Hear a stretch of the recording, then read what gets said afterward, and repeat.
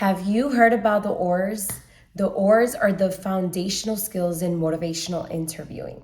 Hi, my name is Dr. Monica Gilbert. I am a licensed psychologist and licensed mental health counselor in the state of Florida, and I'm also a board certified behavior analyst. And I'm here to go over the OARS in motivational interviewing. There's actually more than just OARS. It's OARS plus I. In the latest revisions of motivational interviewing manuals and books and other literature, you will find that plus I. So OR, which is part of the OARS, the O stands for open-ended questions. So instead of closed-ended questions, sometimes we want to ask open-ended questions in order to build a better rapport with our clients, but also to build on that elaboration, right? We want to get more information from them. We want to collect the baseline. So you want to ask open-ended questions in order to achieve that.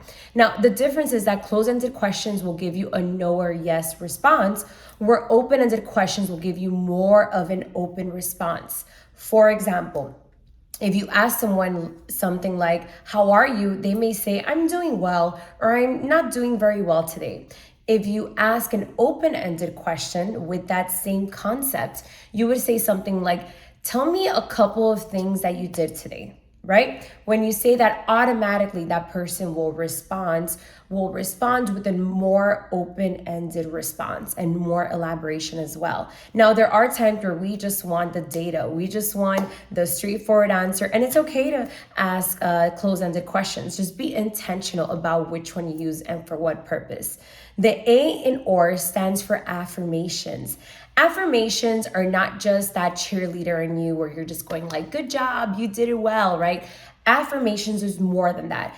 You want to pinpoint the strengths that the client has. And the way that you find that out is by having a conversation with them about that communication. Once you're able to identify those strengths, you want to offer it to them. Motivational interviewing uses the metaphor of offering it back to the client as a bouquet, right? So pretend that you're walking through the garden and you're picking every flower, and then you're putting it in bouquet, and then a very nice bouquet, and you're offering it back to the client. That's what affirmations are. You want to pick those strengths, put them together, and then you offer to them as a statement. The next part of the OARS is the R, which stands for reflective listening or reflections. And reflective listening, I like to say, you don't want to sound like a parrot, you want to sound like a person. So you are reflecting exactly what the client is saying, but you're doing it in a way where it's intentional. Why are you reflecting on this? Is there something that you want them to hear again?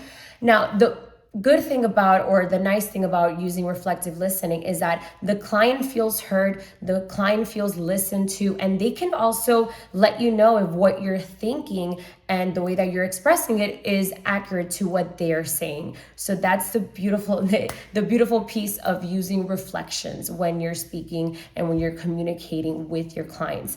There is this joke that we hear a lot in the psychology community, and it's this therapist that's sitting with a client, and the therapist says, Doc, your chair's on fire. And the doctor says, what I hear is that my chair's on fire, right? So again, you want to make sure that you're using this and that it makes sense, and don't use it robotically. This has to make just sense to you, and it has to really vibe into your personality. If not, it's going to come out fake. So the next is the S for summarizations. And summarizations is exactly what it sounds like. So you are basically collecting information, you're linking it, and then you're transitioning. Sometimes you use summary or summarizations at the end of your session with the client, and sometimes when you're trying to go or transition from one topic to the other. Sometimes we have clients that, have so much information and they want to express it all at once, and we just need to focus a little bit more. So doing a nice summarization where you're collecting, linking, and transitioning helps the client feel heard, not just like an abrupt change in what's going on. And then you're just respectfully saying, okay, let's focus a little bit more on this now. So I really love using summarizations for that purpose. And then at the end, always to just go over everything that went on during the parent coaching session. Now, the plus I is a new thing that has been added to the OARS. If you want to hear more about it, check out my videos on the EPE approach, which is part of the plus I. But just so you guys know, the plus I is information exchange. And these combined together are the foundational skills of motivational interviewing.